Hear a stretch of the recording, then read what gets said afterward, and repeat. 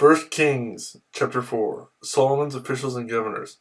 So King Solomon ruled over all Israel, and these were his chief officials: Azariah son of Zadok the priest, Eloreph and Ahijah son of Shisha secretaries, Jehoshaphat son of Ahilud recorder, Benaiah son of Jehoiada commander-in-chief, Zadok and Abithar priests, Azariah son of Nathan in charge of the district officers, Zabud, son of Nathan, a priest and personal advisor to the king, Ahishar, in charge of the palace, Adoniram, son of Abda, in charge of forced labor.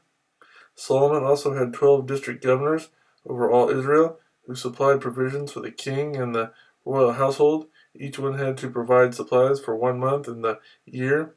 These are their names: Ben-Hur in the hill country of Ephraim, Ben-Decker in Makaz, Shalabim, Beth Shemesh, and Alan Beth-Hanan, Ben-Hesed in Aruboth, Sokoth, and all the land of Hepher were his, Ben-Abinadab in Naphhath Dor.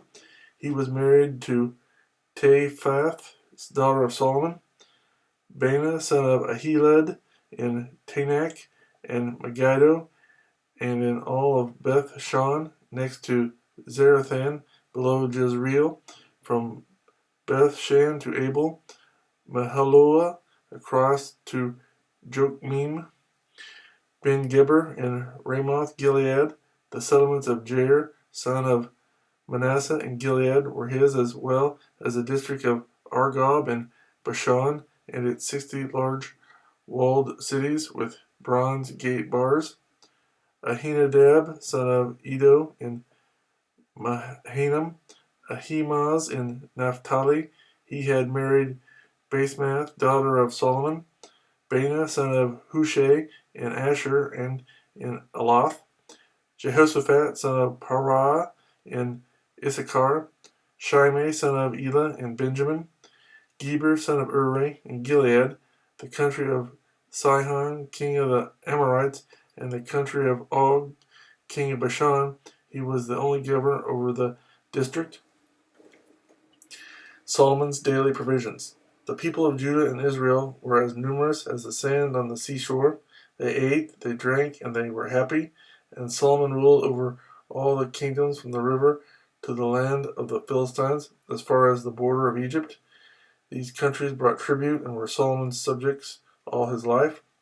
Solomon's daily provisions were 30 cores of fine flour and 60 cores of meal, 10 head of stall-fed cattle, 20 of pasture-fed cattle, and 100 sheep and goats, as well as deer, gazelles, roebucks, and choice fowl. For he ruled over all the kingdoms west of the river from Tifsha to Gaza, and had peace on all sides. During Solomon's lifetime, Judah and Israel, from Dan to Beersheba, lived in safety, each man under his own vine and fig tree. Solomon had 4,000 stalls for chariot horses and 12,000 horses. The district officers, each in his month, supplied provisions for King Solomon and all who came to the king's table. They saw to it that nothing was lacking. They also brought to the proper place their quotas of barley and straw for the chariot horses and the other horses. Solomon's wisdom. God gave Solomon wisdom and very great insight, and a breadth of understanding as measureless as the sand on the seashore. Solomon's wisdom was greater than the wisdom of all the men of the East, and greater than all the wisdom of Egypt. He was wiser than any other man, including Ethan the Ezahite, wiser than Heman, Calcol, and Darda, the sons of Mahol, and his fame spread to all the surrounding nations. He spoke 3,000 proverbs, and his songs numbered 1,005. He described plant life from the cedar of Lebanon to the hyssop that grows out of walls. He also taught about animals and birds, reptiles and fish.